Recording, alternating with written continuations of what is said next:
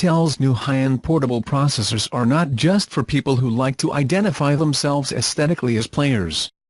Dell is introducing the new 6-core H-series CPU in a slight update to its popular XPS 15 form factor.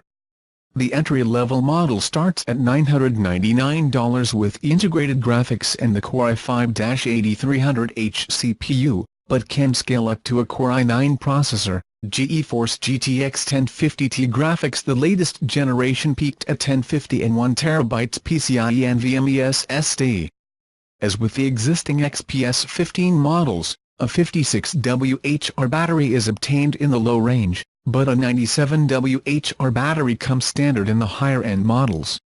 Dell claims that you can get up to 21.5 hours of battery life in one of these laptops, which is not bad for a 15-inch laptop with 4K screen. The Thunderbolt 3 port has been increased to 4 PCIe lanes instead of 2, which is a small modification,